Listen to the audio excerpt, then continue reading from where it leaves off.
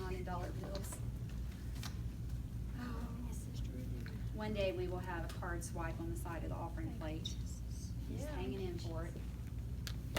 When we hit official modern day technology or whatever. Okay, so we're going to try something new with PowerPoint tonight. And Oh, bless the Lord. we're praying over it and pleading the blood and all that. So Pastor's been working on it. And I think we have success. We'll see. I think we have a winner. Thank you, Jesus. I think we have a winner, unless I mess it up somehow, which is very possible. All right, so we're in Leviticus, which has the stigma of being such a bloody book. It's like something's dying every other chapter. Yeah. Like it's just. Have any of you guys ever been to a like a butcher house or somewhere where something is slaughtered? Yes. Once you have the stench of blood in your nose, like that's not something you can forget. It is horrible. When you would go into the Israelite camp, there would be singing, worship, the noises, the chatter. You would smell the incense, when the worship was happening. But I think more than anything, there would always be that presence of blood. Yeah. That's something that you can't get out of your mind. And if you were coming from another culture, if you were coming from a different place, and you walk into the Israelite camp and you smell blood or you see ashes being taken out of the tent, it would probably strike some very negative thoughts in your mind. Like, you don't know what they did wrong, but we don't want to do that. Especially when you consider all of the nations, the cultures that were being formed around them that also had a lot to do with blood. For instance, we have the group or the people, the Assyrians. And the Assyrians they're notorious in history for being brutal people. Brutal people. The Assyrians, for instance, you might recognize Nineveh, where Jonah didn't want to go to Nineveh. Nineveh was the capital of Assyria. Yeah. And it was a very brutal place. Blood was more of a sport thing there. So when you saw the Israelite camp and you associated the smell or the stench of blood, one might think, well, they're no different than pagan nations. The difference was that the offering of something with blood was more of a step toward intimacy, closeness with God. It was actually given as something, as an opportunity for somebody to grow closer. Yeah. I was trying to think. There was a story that I heard, but I will butcher it, so I'm not going to try to tell it. The life is in the blood. And so to have control of something and give up something that has life was a powerful thing. So let's we've looked at the first two offerings, which notice I'm not saying sacrifices, because what does sacrifice do? What kind of picture does that paint, sacrifice? You think you're lost. You think of negative stuff. So we're going to look at the 5 Levitical sacrifices or offerings, because in Leviticus, sacrifice and offerings are interchangeable. The word is the same root word. Okay? So we've gone through the burnt offering, and we looked at the meal offering. The meal offering is the one that had the breads, the grains, fine flour. We talked about what that was for, why you would do it. Both the burnt offering and the meal offering were voluntary. The burnt offering said, not necessarily what I have, but everything I am, I give to you. The meal offering was also voluntary. It was from the harvest, and it was all that I have, I give to you. I'm giving my security for the next harvest because I'm offering the grain and the seed, the flour, the bread. I'm giving up my security because my trust is in the Lord. So it was also voluntary, but it was all I have is the Lord's. We're not looking at sacrifice as something that is pagan, as a negative thing like they would in other cultures. Moving right along. There we go. We're not looking at it as they would sacrifice or give an offering of children to Molech, which is what was happening in the surrounding nations. And what's so sad is that this practice actually it kind of got into the church. There is a place right outside of Jerusalem, which is right by the valley of the shadow of death. There is a hill where nothing is built, right outside of the city walls. Nothing is built. It's barren. This is where the Israelites went through a period where they sacrificed their children to Molech. It says that he suffered their children to walk through the fires. That's what happened. There was a moment where the Israelites lost their mind and they brought in pagan practices right before they went into captivity, which is why they went into captivity. So when we think of sacrifice, we think of Molech, but in Hebrew, it actually means korban. An offering is an opportunity for personal connection, for relationship, heartfelt relationship, intimacy, or desire to become close to. This is not something that was drugged from you. This is a voluntary offering. So korban. So this is not punishment. You didn't have to give something up because you had done something wrong. The first 3 sacrifices have nothing to do with sin. The altar doesn't always have to do with sin. Sometimes it's about personal relationship and connection, desire to become close. Offering always reveals the condition of the heart. Yeah. Ananias and Sapphira did not die because they didn't give enough in the offering. They died because of the condition of their heart and the deception. Does that make sense? So offering always reveals the connection or the condition of the heart. So tonight we're going to look at the peace offering. Peace offering is the 3rd of the voluntary offerings, and we will find that in Leviticus 3, verses 1 through 17. And if you're taking notes, write down these references because I'm not going to go through them individually. Like, we're not going to say this is the reference. So you got Leviticus 3, verse 1 through 17. We're also going to look at Leviticus 7, 11 through 17, and 7, verses 28 through 34. All right, so this root word for the peace offering, anybody know a Hebrew word for peace? Shalom. Shalom is peace. And so when you look at the peace offering, that's the root word, is shalom. So instead of coming up to somebody, and today in Pentecost we'd say, praise the Lord, sister, they would actually greet each other with shalom.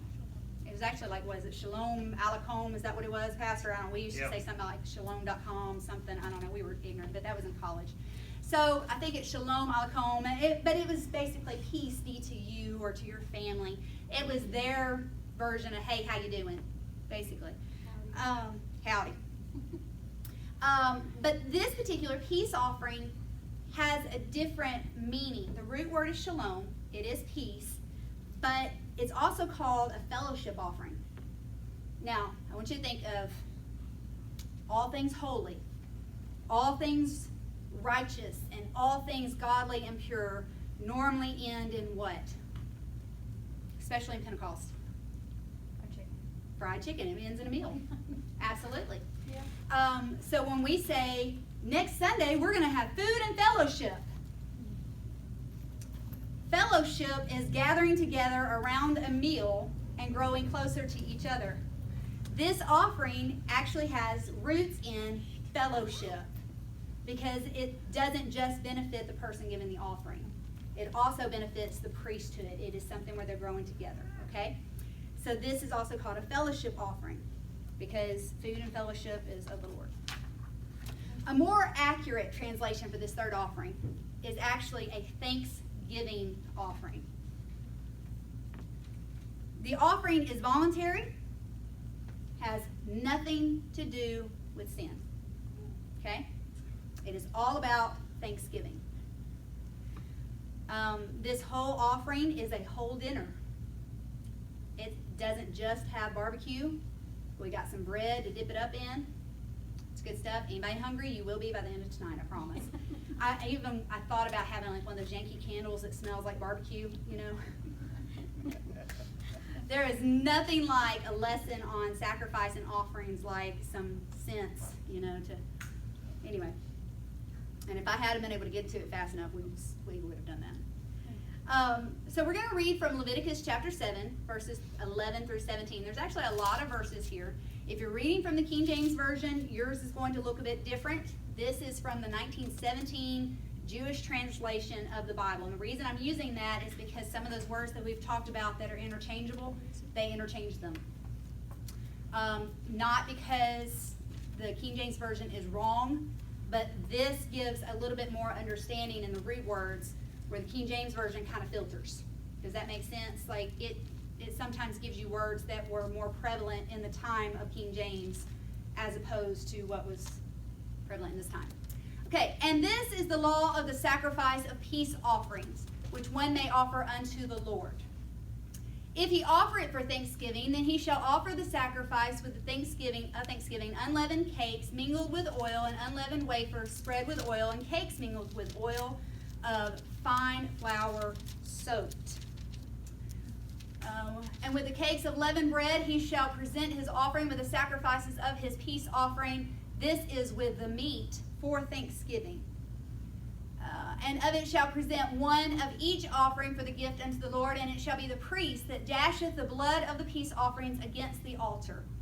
And the flesh of his sacrifice of his peace offering for thanksgiving shall be eaten on the day of his offering. He shall not leave any of it until morning.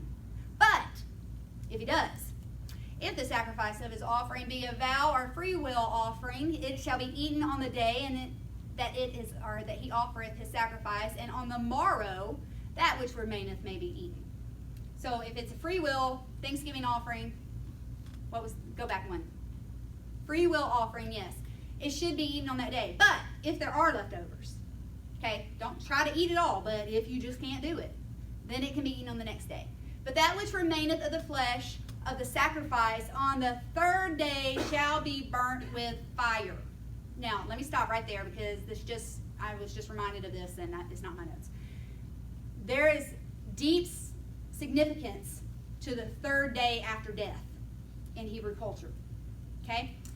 So let's skip ahead through tradition. We have 3 days. It's okay. There's still hope, whatever, for the first day, the second day. On the third day, though, all hope is gone. You can't eat it. If there's anything left, you got to burn it up because the third day, there's no more hope. There's no more benefit to the life that is now dead. Let's skip ahead to a time when Jesus is called and said, "Come quickly, Lazarus is sick." And he's like, okay. So we start going. And he's like, well, Lazarus has fallen asleep. And the disciples are all like, oh yeah, good. Okay, well, if he's asleep, he's got hope. And he's like, no, he dead. He's gone. Lazarus is gone. He gets to the home of Mary and Martha 4 days after Lazarus has been in the tomb. If he had have come 3 days, there was still hope that he could be raised. But on the 4th day, hope was gone, and he was buried. 4th day, buried. It says that Jesus wept. My personal translation of that, the way I understand that, he didn't weep that Lazarus was dead. He didn't weep because everybody else was upset. He wept because they didn't see hope in the 4th day. And they buried him, or put him in his tomb in the rock, whatever. They gave up. Because they believed he could do it on day 1 through 3, but on the 4th day they gave up hope. That's why I think he wept. But that's a whole other sermon. But that which remains on the flesh, on the sacrifice, on the 3rd day shall be burnt with fire. Now the reason for that was sanitation. There comes a time when it just ain't good no more. The bacteria is serious. Okay, next. That's the end of the scriptures. Okay, so from this passage, it tells us that the bread offering that we talked about last week, remember I said there were 3 types of bread offering. There was like the falafels, pancakes, maybe not as much sugar as we would use in America, but those particular types. And then there was the wafers or something that was unleavened, like crackers. It was all unleavened, but it would be flat like that. He said that these 3 types of bread would all be combined with this meat offering. So this is not just saying I'm going to bring the firstborn of this flock as a Thanksgiving offering, but I'm going to bring some side dishes too.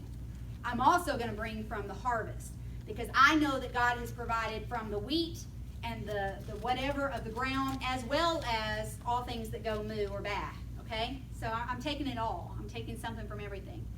The entirety of the offering is supposed to be eaten on the same day, except for if it's a free will offering there and there are leftovers, it can be eaten on the second day, but not on the third. It's got to be burned. So the three types of offerings that are mentioned in this. Now, it is all a Thanksgiving offering. They all are they fall in this one category, but he's got them broken into three categories in these verses. The first one is a Thanksgiving offering. Anybody love when your children are just grateful and it doesn't seem like there's any particular reason? They're just happy that you provide for them and they have a bed to sleep in. And one of my children, now this has got a twinge of sarcasm in it, but as do most things in my house. We were somewhere and there was a child that was just acting a fool. I mean, just lost their mind, just wah, whatever. And one of my children that shall remain nameless just looked at me very seriously and said, "Thank you for raising me the way you did." Yes, there was a lot of sarcasm in that. There really was. But the fact that they recognized I'm not allowed to act like that, and what I thought was torture and punishment and unfairness and whatever, I see now as a blessing. Yeah. Okay, so let me tell you this. I was sheltered, bubble wrapped, is the way I like to see it as a teenager. But when I hit 19, 20 years old and I looked at my friends that were struggling with life and had some serious struggles that I didn't understand why they got themselves in that kind of stupidity, I realized there were holes in the bubble wrap. They weren't sheltered like I was. Right. So I didn't have that thankfulness until I saw what it kept me from. Yep. This Thanksgiving offering is to express gratitude for something that's an unexpected blessing or deliverance. Yeah. Like you don't realize what God kept you from, but you know He did. Yeah. You know He did. If we could see the things that God has held back, we think we're just ho-humming through life and the only things that really happen are the things that we come face to face with. But that's not the way it works. There are forces and obstacles and okay. So this would be to express gratitude for an unexpected blessing or deliverance. David actually gives us an example of that in Psalms 56 and 13 when he talks about just being delivered. I don't think I have it in there, but he just talks about God has delivered me and He has kept me and He blessed me when I didn't deserve it, and that's pretty much all the time. The second type of offering is a votive offering. Okay, so this is to express gratitude for a blessing or deliverance granted when a vow accompanied the petition. So let's look at a vow just for a second. A vow sounds like an even trade. Lord, if you do this, then I'll do that. If you get me off this roller coaster, I'll serve you for the rest of my life. If you just deliver a husband, into my life, then I will raise godly children for you. Whatever the vow may be, I don't know. If that's the case, then I better see some aisle running on that wedding day. Like, there needs to be some tongues and interpretation happening. All right? Because a vow should be followed by thanksgiving. Okay? It is not something where you are bribing God.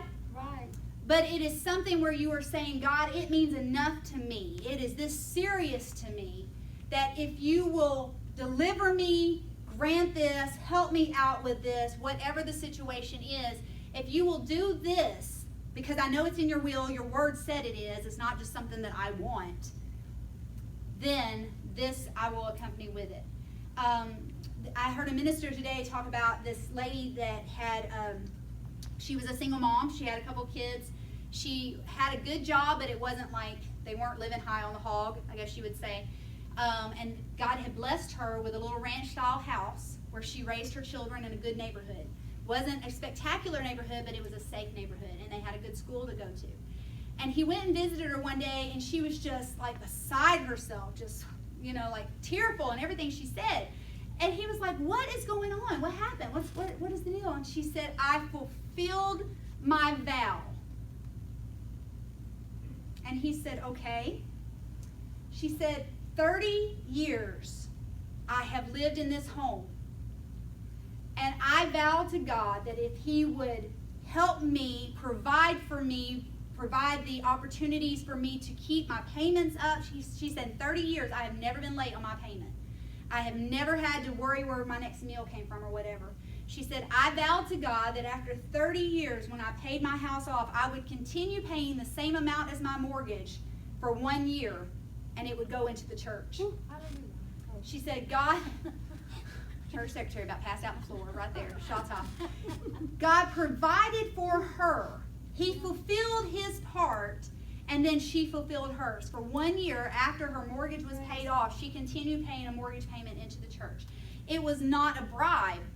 It was saying, God, it means enough to me that you hold my hand through this. Yeah. That I will stay faithful to you. All right, so that was a votive offering. It's just anytime there's a connection, a promise connection to a need, that's where the vow would be completed. The next one is a free will offering. This is to express gratitude to God without any specific blessing or deliverance. Okay, so the first one was for deliverance or yes. Thanksgiving offering was something that was unexpected. You knew there was a blessing or deliverance, but it wasn't expected. The last one, the free will offering, is just because He's God. Just because you are so grateful to be in connection with Him. Just because He loved you and there's a covenant there. That's a free will offering. There's nothing in particular. Just because you're my deliverer. Just because you're my healer. I'm thankful for everything that you've done. Things I can see and things I can't see. It's just express gratitude. Now, how were they distributed? Now, they're bringing in an animal. They're bringing in bread. Not all of that's going to be burnt up on the offering. Have you ever given a gift but then tried to dictate how it was used? Yeah, you have. If you haven't, you will. Let me show you how this goes. Now, little Johnny, here's a laptop for Christmas, and I want to make sure that you know you've got to stay on good, godly websites and no playing games until 10 o'clock at night, and then there are rules that come with this. Or how about, I'm sick and I'm probably not going to make it until my children hit 18, so I want to set up a trust fund, and in that trust fund there are conditions that somebody else divvies out their money until they're 21, and they have to have a job or be enrolled in college and working full time or whatever in order for them to get the money from that trust fund. That is a blessing with conditions. Okay, I'm going to get carnal for a minute. This has never happened to my knowledge in this church, so I can say it. I have seen donations, offerings, blessings given to the church with the specifications on how it is to be used. Let me write this love offering to the church, and in the margins on the memo, write for new paint on the such and such, and gravel here, but not in this area because I like that parking spot. Blessed be the Lord. It is human nature to try to control what happens with a gift. The wonderful, beautiful things about offerings and sacrifices is that human nature didn't have any part of it because God had already taken care of that. Yeah. So that's a beautiful thing. So let's look at how these animals were distributed once they were meat. Anyway. All right. We know that there's not to be any leftovers and that the first portion of this sacrifice goes to the Lord. Everything is always offered to the Lord first. Okay? Now, I'm going to give a little bit of insight. This is a word from the Lord. Are you ready? The flavor to meat is in the fat. Right. Yeah. Yes. Can I get an amen? Okay. So, I'm close enough to millennial age to know that if I get a piece of meat and I hit something gummy while I'm chewing, just the thought of something gooey in my mouth, like it's really bad. as old as I am, if Phoebe were still here, she would pick the meat off the bone for me, because I don't even buy meat on the bone. So by the time meat comes to my house, there's not really any fat hardly left on it. And if there is, we divvy out the middle part of it and we throw a whole lot of stuff away because we're just that spoiled. But the truth is, the flavor is in the fat. Now that doesn't mean that you have to sit there and chew on it like it's gum, but if you're going to do a Boston butt, you're going to wrap that, and there's this huge layer of fat on the top of that meat that you put on the top. So as it cooks, all of that wonderfulness soaks through that meat. And everybody under 30 is going, I love it. It's so funny. I didn't realize that until my husband got a smoker grill thingamajiggy. But it's true. That's where the flavor's at. And that has a point. Okay, I promise I'm going to get to it. I'm not just trying to make y'all hungry. But it's working, isn't it? Yeah. One other thing that we know, if you have fried chicken, what piece of fried chicken are you going to get the most meat out of? The chicken breast, right? Nobody's going to go for some scrawny little wing that you have to suck the meat off the bone when there's a big chicken breast laying there with white meat everywhere. Yes? Yep. True? Yep. Right? Okay. Those are things that we all need to know. So when we're reading this, let's read chapter 7, verses 28 through 34. And the Lord spoke unto Moses, saying, Speak unto the children of Israel, saying, He that offereth his sacrifice of peace offering unto the Lord shall bring his offering unto the Lord out of his sacrifice of peace offerings. His own hand shall bring the offerings of the Lord made by fire. The fat with the breast shall he bring, and the breast shall be waved for a wave offering before the Lord. Okay? Is that all that's there? Okay. So we know that the breast is where the meat is, and the fat is what brings it flavor. Okay? If you were going to offer a sacrifice, but you got to keep some of the meat, you wouldn't want the chicken leg. You would want the flavor. And you would want the one with the meat. But according to God, He said that the meaty portion, the breast of whatever animal it is, goes to Aaron's family. Goes to Aaron's family. Now I want to show you something here in this tabernacle. This man has brought his animal, he's brought his sacrifice into the tabernacle, or to the tent of meeting. He's come in through the gate, which is on the right part of your screen. That's the first veil.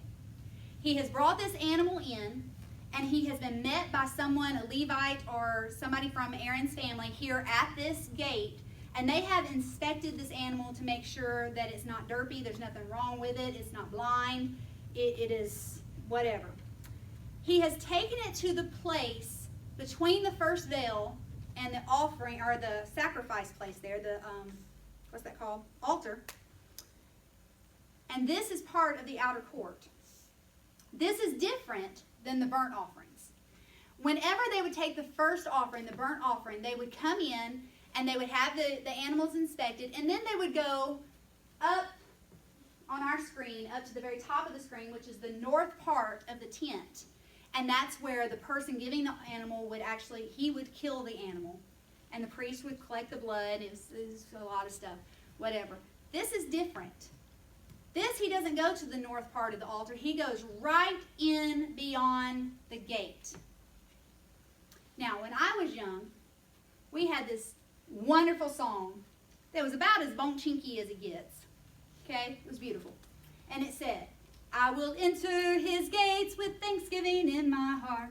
I will enter his courts with praise. I will say this is the day that the Lord has made. I will rejoice, for he has made me glad. That's where that verse came from. Because they didn't go in and travel all around the inner courts. They went right in between the gate and the altar for a thanksgiving offering. That's where it says, you will enter my gates with thanksgiving and into my courts with praise. This is where that happened from the thanksgiving offering. So the animal would be prepared right there, not going any further. They would be prepared right in front of the altar, facing the presence of God. If you're at the north of the altar, you're not directly lined up with the presence of God. the tent over to the left there is where the presence of God, that's where the Holy of Holies would be. You're off-centered from it. But if you're standing where you have your sacrifice in front of you and the altar is right there, directly behind the altar is the presence of God. Do you know what happens when we have a heart of thanksgiving? It takes the attention off of us and it puts it on the presence of God. Yep. That's what magnifying the Lord really is. It's shifting the focus. It's not about me. It doesn't matter what I see or what things look like. The presence of God is the focus. That's where my mind needs to be headed toward.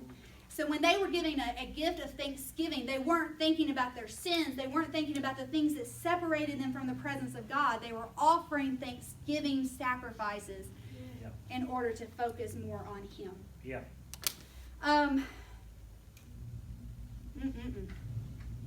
The meat is presented to the Lord, and the breast goes to Aaron's family. I have more verses there, Dawn. Let's continue reading that. So we know that the breast is going to go to Aaron's family, and the right shoulder, or the shoulder portion, shall he give unto the priest, which is the one that's officiating the ceremony, for a heave offering out of your sacrifices of peace offerings. He among the sons of Aaron that cometh to the blood of the peace offerings and the fat shall have the right thigh for a portion. For the breast of waving of the thigh of heaving have I taken of the children of Israel out of their sacrifice of peace offerings, and have given them unto Aaron the priest and unto his sons, as they do forever from the children of Israel. Is that it on the verses? 3:1-7. Okay, not yet. We'll get to that in just a second. All right, so let's look at those just for a second on how they're divvied up. Like I said, we can't give an offering with specifications on how they're to be used. So we know that the breast of the animal goes to Aaron. Let me just talk about ancient society just for a second, okay? We talk about when someone from the Old Testament dies, they go into Abraham's bosom, okay? Have you ever heard of that? It's another word for, like, it's not really heaven, but it's like the peace that happens after death of the saints of old, okay? Whenever he was talking about the rich man died, and then Lazarus, I think, was the beggar, and Lazarus was in the bosom of Abraham. This is a place of affection. This is a place of love. This is a place of gratitude, yes, but comfort. It's a nurturing spot. When the breast of the sacrifice is given to Aaron's family, it is also a sign of affection and love. It was gratitude to God, but it was also gratitude to the priesthood for representing them to God, for offering sacrifices for their sins. It was an ancient form of Pastor Appreciation Month. Okay? It really was. It was like, this is the way that we show appreciation. Yes, we don't have a choice because God, lined this out, but He did that so the people would remember that they needed the priesthood in their life. The priesthood were called out, they were separated, they were in a place where they had higher standards, and they were to be appreciated and honored. Yeah. So first God was honored, and then the priesthood was honored. Later on in the New Testament, you will see Paul talking to Timothy, and he said, those who are worthy of honor, give them great honor, and the elders who have made it for a longer time, the bishops, they get double honor. Yeah. You need to make sure that you're honoring those people in your life that God has placed as spiritual Praise leadership. God. Yeah. So when he said to give the breast of the animal, it was a way of honoring the spiritual leadership in their life. The right shoulder goes to the priest who is officiating the ceremony. Now, I have bulldogs, and if you'll watch my bulldogs, even when they're trying to be precious and dainty and whatever, they'll stand there and put their arms out like this, and their shoulders are like huge. Right. Like even Oreo, when she's trying to be a diva, she flexes, and you see like all these muscles come out of her arm. It's ridiculous. She's like, look how cute I am. Like she can't help it. She's just built that way. So the thing is, in an animal, their might, their power, their strength is in their shoulders. It's in their shoulders. It's representing, and no bash on Pastor who is left-handed, but it's the right shoulder that meant strength in an animal.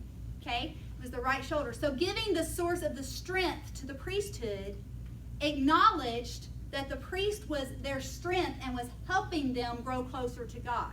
Without a priest, they can't offer sacrifices. The sacrifice is the way of drawing closer to God. How will they have faith to believe unless they hear? And how will they hear unless they have a preacher? That's New Testament. That's right. I was good. I expect somebody to run around the building on that. Okay. So the priest was the source of strength for the offer. Another way of putting that is he was like a shoulder to lean on. It's kind of that connection. He was their strength when they were weak. He was their connection to help or to aid them in this need or desire. It's also important to remember that the livelihood of the priest and his family came from the sacrifices. They weren't allowed to own land. They couldn't have a job out there. They didn't have crops. They couldn't plant a field, whatever. So it all came from the people. The person giving the offering did not decide how the offering was going to be divided because the Lord had already done that. I think that's great. No one can call the priesthood greedy if their portions were already designed by God. That's right. Can't say, well, the fat preacher just likes that fatty part of the meat. You know, that's just the way he is. Because that wasn't their decision. That was God's. Right. People couldn't starve the priesthood out if they were following the pattern that God had planned for them. That's right. If we went back to the biblical pattern of how to organize and have the administration in the church, no one could bribe the priest for a blessing. You know, I'll sacrifice 2 goats if you'll, say a couple of Hail Marys or something for me. I don't know. The priest couldn't sell a blessing. Now that sounds ridiculous until you start looking at the history of the Roman Catholic Church when there were get out of hell free cards that were being sold.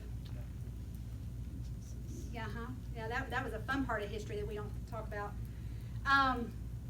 So the priesthood was honored after God, and then the blood was dashed around the altar, and then the fat is burned. Because the fat is the Lord's. Yes. So Leviticus 3, 1 through 17.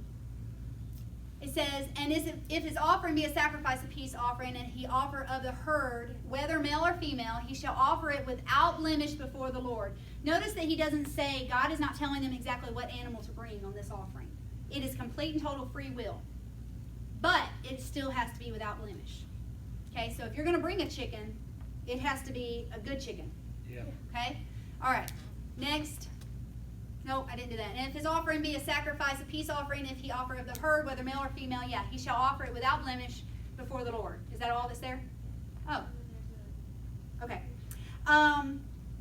So this one is completely based on a free will offering. It has nothing to do with your status. Remember, the burnt offering was kind of on that sliding scale. There was like a welfare section, where you could bring a turtle dove if you didn't have a bull. This is not like this. This is based on what you want to bring, as long as it fits in the criteria where it is whatever. All right, so let's look at this verse just for a second. It says, he shall offer it without blemish before the Lord. Anybody notice anything particular about the way that the Lord is written in this translation? Yeah. In modern language, whenever you use something all capitalization, whatever, unless you're a draftsman, you're yelling. Okay? That is one of the things that the Lord is bringing pastor and bishop both through. We know from text message and social media that you don't use all caps because that indicates that you're screaming when you're typing.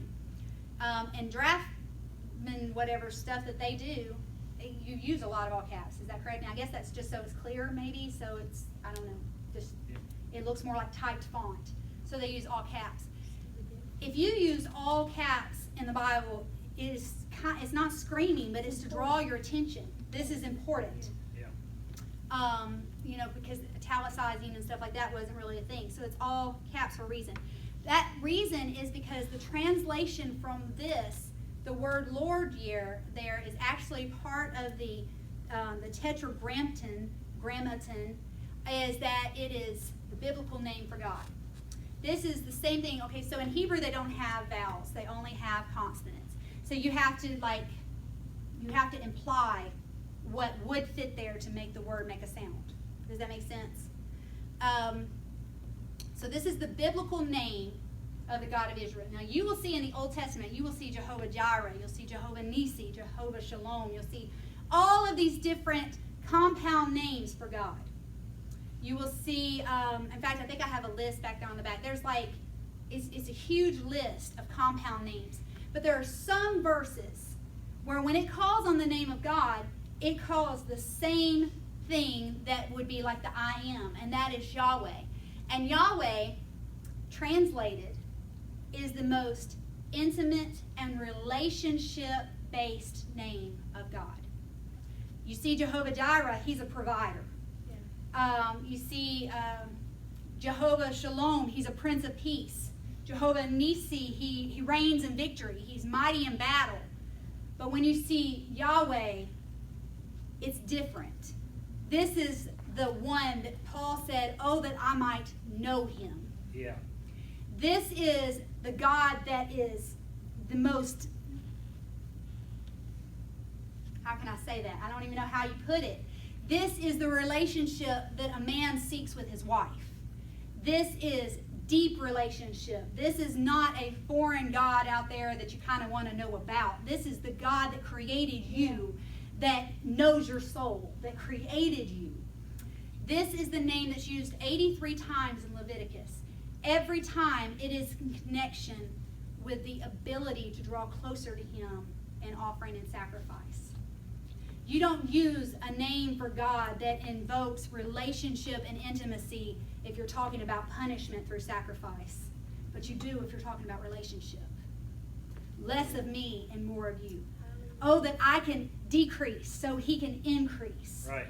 That's what this is. It's beautiful when you go through and you start reading these verses, that this belongs to Yahweh. This belongs to the lover of my soul. I'm going to do this and give this offering to the God of creation. Yeah. The one who loved me and that died for me on the cross. Then this makes, it takes it to a different level. Okay. Verse 2 says, the offerer shall lay his hand on the head of the offering and kill it at the gate. Now remember that this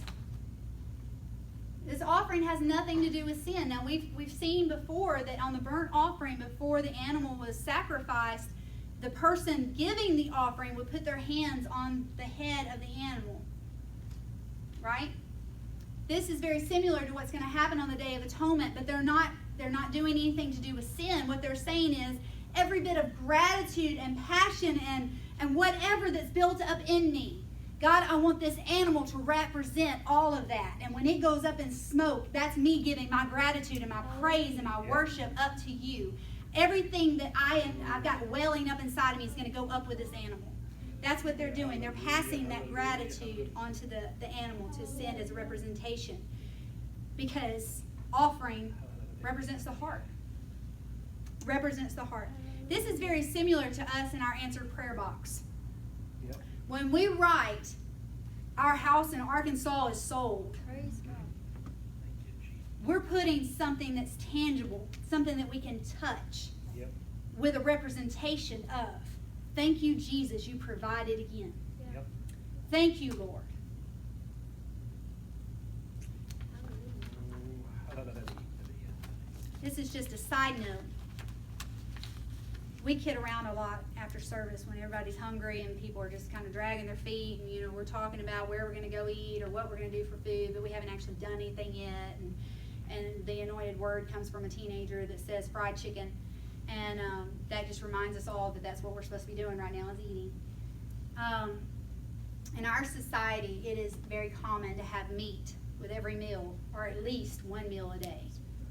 We are carnivores, and it's just amazing how much meat we go through, especially in Western society. But especially in the desert, while they're in this desert, growing closer to God, you couldn't just run to Publix or Kroger's and say, I think we're going to do a rump roast for supper tonight. Because the rump roast was, I don't know, bagging or mooing, whatever it was doing. It was eating grass at the moment. So you didn't just say, let's go find some meat for tonight. You know, the kids didn't walk around like licking the cows, you know, wishing they'd kill over so they could have hamburgers that night. I don't think, I don't know. I'm sure there was one kid out there like licking the side of the cow. I don't know. That's where Nicolay would have been in the Old Testament. Oh, y'all, sometimes it's exhausting to me.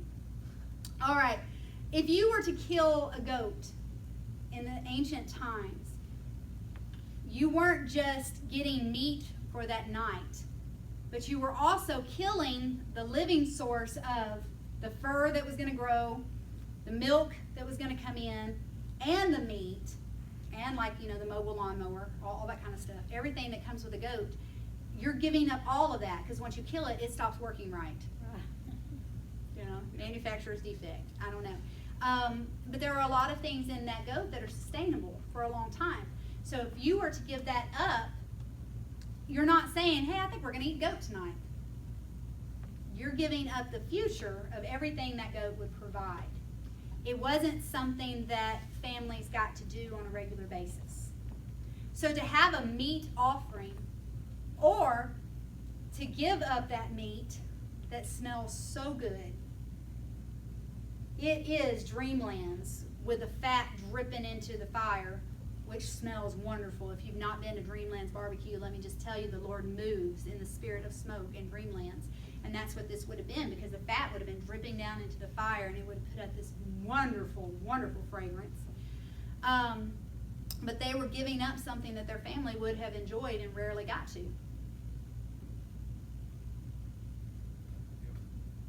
I could take that and run, but I'm not going to. I'm just going to. All right, so the fat and the kidneys are both burned on the altar. Do we have more verses on that? Let's see. They'll kill it at the door. Aaron's sons, the priest, shall dash the blood against the altar round about. Okay, so he's going to take the blood from it and throw it at the bottom of the altar all the way around it. And he shall present of the sacrifice of peace offerings and offerings made by fire unto Yahweh, the fat that covereth the inwards, and the fat that is upon the inwards, and the 2 kidneys, and the fat that is upon them, which is by the loins, and the lobe above the liver, which he shall take away by the kidneys. And Aaron's son shall make it smoke upon the altar, upon the burnt offering, which is the Lord, or which is upon the wood that is on the fire. It is an offering made by fire, of a sweet savor unto the Lord. And that's all my verse, right? Okay. Okay. So let's look at that just for a second. So let's look at what had to be done with this stuff. Now we know that the fat is the Lord's. Hallelujah. And the kidneys are all burnt on the altar. Why the kidneys? They filter the bad things. That's a good thought. I don't think that they knew that the kidneys filtered anything, though. Oh my God. You have a thought? I was just gonna say, that was what God said, you need to do this? God told them to burn the fat and the kidneys. Well, And the liver. We've already established that God said don't eat certain things because now we know there were parasites. So God knew what the function of the kidneys were. So Okay? people didn't have to know. They just knew to do it. But I mean, I was thinking along the same lines as her, because I was thinking that it's a purification organ. I mean, that's what it does. Right? So, I don't think they knew that, though. Now, we may think that this is pretty elementary. But there are certain phrases that just pick up in Western society that we don't really think anything of, because our parents said this, our grandparents said this, great-grandparents said this, and so it's just what is associated. In our society, we consider the heart the center of our affection and emotion, right? Even though the heart looks nothing like this, this is the sign for love. X's and O's and whatever, and hearts and Valentine's Day and all that kind of stuff. Because I love you with all of my heart. In the Bible, when it says to love God with all of your heart, it's talking about your brain, basically. It's your soul. It's your center of consciousness, and your will is another way to say that. In the ancient time, they believed that the kidneys was the sign, that was the thing that you showed emotion with. That was your affection organ. Yeah? I know. Fun, isn't it? So you would show deep love for somebody, like, oh, Mom, I've got to marry him. He just makes my kidneys hurt. Or it could be a kidney stone. I don't, whatever.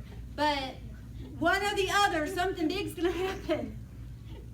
I don't know. This is, they would always use the kidneys as a source of passion or emotion.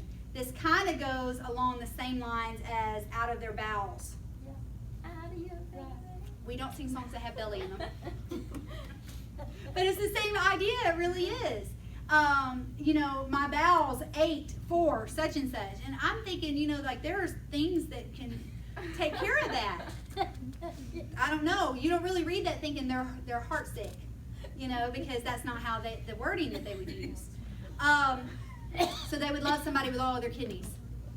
Like your love just runs straight through me. I'm full of them tonight, y'all. So this is, I got Nicolay right in the gut. Your kidneys were the source of emotion. So if you gave this up, you were giving up something that you could control. This was connecting, kind of like saying, I love the Lord with all of my heart. There was another meaning for it, though, too. With the kidneys, it was basically emotion. The other one was the liver. Now, I don't really know what all the liver does except for catches catfish. I don't know. I know that like KFC fries them and sells them to people. I don't know. I was told to eat liver and onions when I was pregnant. It purifies the blood. Well, that makes sense then, because they weren't supposed to touch the blood either. Okay, so the other cultures around them would actually use the liver for divination. So they would take an animal. They would ask the gods a particular question, like, should I go into battle? Should I marry this person? Has this person cheated, or has this person stolen from me, or whatever, if you needed a sign from one of the gods. And they would take an animal and they would sacrifice it, and then they would take the liver and they would open it up. And if the liver had spots in it, or streaks, or if the animal was just having a really bad day, and its liver wasn't real pretty or whatever, they would interpret the way that the liver looked to be a sign from the gods. This is a cultural thing. There are a lot of weird divination things that were done during this time. We talked about that when Joseph was in Egypt. So if you take that in consideration, then you see why God is saying, take the liver and get rid of it. So it's not a temptation to try to use divination or try to read the future like all of your surrounding cultures are doing. One example of this, when God is actually, or the Bible in this point is talking about Nebuchadnezzar, Ezekiel 21 and 22. Well, okay, so it's actually Ezekiel 21 and 21, but depending on what translation of the Bible you're reading, it could be verse 26. Okay, so it just depends on that story and how it fits in there. So he's talking about Nebuchadnezzar, and he says, for the king of Babylon standeth at the parting of the way as his head at the head of two ways to use divination. So he apparently had come to a crossroads in something. He was using divination. He shaketh the arrows to and fro. He inquireth of the teraphim, and he looketh in the liver. Okay, so this is an example of something in those pagan nations where they're doing this. He would take like a quiver of arrows and they would shake it. And it's kind of like rolling the dice or putting out tarot cards. And then they would read how the arrows fell as being an answer. And the other way they would do that is with the liver. And that sounds ridiculous. Oh my goodness, who would do that? Has anybody ever seen a newspaper that has a horoscope in it to let you know how your day is going to go? Anybody ever gone to a Chinese restaurant and tried to figure out if you were the rat or the dog or the serpent or the dragon or whatever? Leo. Uh-huh. Yeah, okay. The Leo the lion. Another one would be looking for images of God in the clouds or in your pancakes. That sounds ridiculous, but there was somebody not long ago that was selling a piece of toast with the face of Jesus in it on eBay. Yep. It's a special world. By sacrificing this liver, they were placing their trust in God and separating themselves from pagan idolatry. This goes back to holiness. Touch not the unclean thing. Stay away from it. Flee. Don't touch it. Don't associate with it. And don't be associated with it. Not that the kidneys and the liver were bad, but at that time, this was a line that God was drawing, saying, stay back. Yep. Now, does that mean you can't eat gizzards and livers and all that kind of stuff now? If you would feel a froggy jump. There's nothing wrong with that. Unless your neighbor offers up livers to his pagan god, and then you probably need to stay away from it. Verse 17 talks about the blood. And I think this is the rest of Ezekiel. there's another one. Go ahead and show me the next one. I don't think so. There's this one, and then there's like 25 of this life. Okay, keep going then. Okay, yeah. If he bring a lamb for his offering, then he shall present it before the Lord. Just keep going. And he shall lay his hand upon the offering. That's what we talked about a while ago. He's going to kill it at the tent of meeting, and Aaron's son shall dash the blood there against the altar round about. And he shall present of his sacrifice of peace offerings, an offering made by fire unto the Lord, the fat thereof, the fat tail entire. That is very interesting. I had to look at that. The particular type of sheep that they would have during this time, he was shaped a little bit different. Okay, and he would have this big, fluffy tail. And once you took all the fur off the tail, the tail itself, just the skin and the meat, was like up to 15 pounds. Wow. Okay, he was huge, like he was rear heavy. And so they would give this this portion because it was like the chicken breast. Okay, it was big and it had a bunch of meat on it. And so they would offer this, and it talks about which you shall take away hard by the rump bone. That means he is filleting it as close to the tailbone as he possibly can. He's not leaving anything that can be, licked later or whatever. You don't want some kid sitting at the base of the altar like chewing the rest of the meat off the bone. All of it has to go. And the fat that covereth the inwards, and all the fat that is upon the inwards, and the 2 kidneys and the fat that is upon them, which is by the loins, and the lobe above the liver, which ye shall take away by the kidneys. And the priest shall make it smoke upon the altar, and the food of the offering made by fire unto the Lord. It is the food. And if his offering be a goat, he shall present it to the Lord, and he shall lay his hands upon the head of it and kill it before the tent of meeting. It's the same thing. And Aaron shall dash the blood. It's the same pattern. Go ahead to the next one. He shall present therefore his offering made by fire unto the Lord. All the fat everywhere, it's the Lord's. Next. The kidneys and the liver and all that kind of stuff, it got to go away. Next. And the priest shall make them smoke upon the altar the food of the offering made by the fire. It's a sweet savor. That sweet savor is when that fat would drip down into the fire, because all of the fat is the Lord's. Next, it shall be a perpetual statute there throughout your generations in all your dwellings, that ye shall eat neither fat nor blood. Fat nor blood. Now we talked about the fat being the Lord's. That's where the flavor came. And God's saying, I need you to commit. The first is mine. That's the fat. This fat is Lord. What about the blood? Why not the blood? It's where the life was. Leviticus 7:27 says, any person who eats any blood, even that person shall be cut off from his people.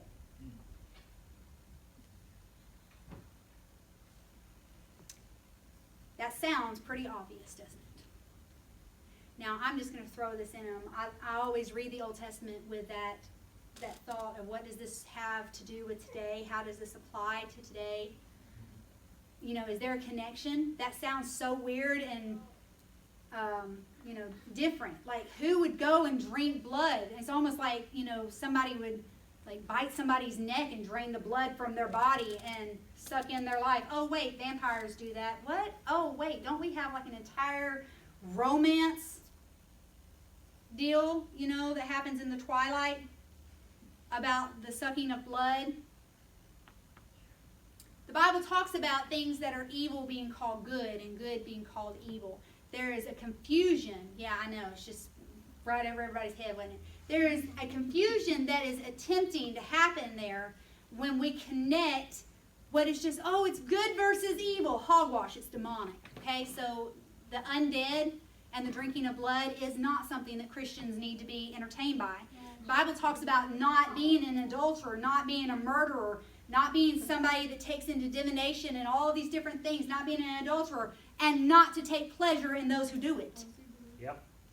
That means if you're not going to drink somebody's blood, you don't need to sit on the couch with a romantic book reading about somebody else who does. Yep. That's right. Sorry, Pastor got in me just a little bit there. All right, moving on. Leviticus 17 and 11 says, the life is in the blood. The life is in the blood. They were being surrounded by cultures who drank blood as part of ceremonial rituals. There are still so many rituals that are connected to the use of blood. And that sounds disgusting, but if you'll look at witchcraft, we know now that DNA is found in the blood. They didn't know that then. That means the genetic markers of who you are can be found in your blood, and they are unique to you. Yep. Without your blood, you cannot live. We as mortal people do not have the right to mingle with something that we cannot create and cannot control, whatever. We are a creature, not the creator, and we're not allowed to consume that which brings life. Man cannot partake of the very substance which is divinely designed to both give him life and cover his sin and cover his iniquity. Yeah. The blood is powerful. And while we are seeing the connection to the sacrifices in the blood that were used, God's painting a picture on how precious and how valuable this is. This blood is everything that is important and that brings life. Because 2,000 years down the road when he dies on the cross, the blood that is shed is going to give eternal life. Yeah. He's painting a picture that you'll see in the Thank future. you, Lord. So the entire purpose of this offering was to give thanks to God Almighty for being your healer, your Savior, your provider.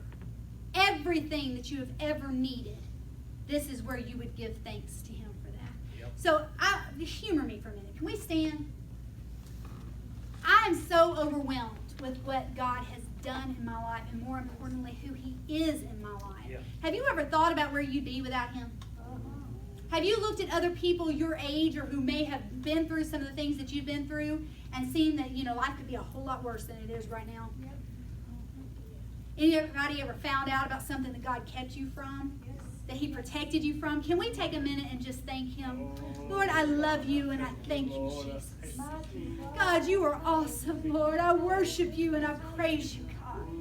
Lord, I lift you up, Jesus. I magnify your name, God, because of who you are, Lord. You are a healer and you are a deliverer, Jesus. God, I praise you, Lord. I worship you, God. I magnify you, Jesus. Lord, you are holy and you are mighty, God. Thank you, Jesus. Lord, I praise you, Jesus. Praise God. I worship you, God. I love you, Lord. And I praise you, Jesus. Thank you for your God, I love. thank you. Thank you for your love. Yes. Hallelujah. In our prayer, if we would start with thanksgiving, Yeah. we would end with thanksgiving, our prayers would change. Praise God. It's hard to focus on how life really is and how hard it is and how mistreated we are when we're focusing on how faithful he is. Yeah, that's right. Oh my goodness, he's so much better to me than I deserve. Thank Yeah. you, Jesus. Praise I'm going to end with this. This is the last of the voluntary offerings. Next week we will go into the mandatory ones, the ones that everyone was responsible for bringing. We have 2 more of those, and then we have the Day of Atonement. Then we'll move out of Leviticus, and that'll be it with the blood for a while. Do we have any questions, thoughts, concerns, comments on tonight?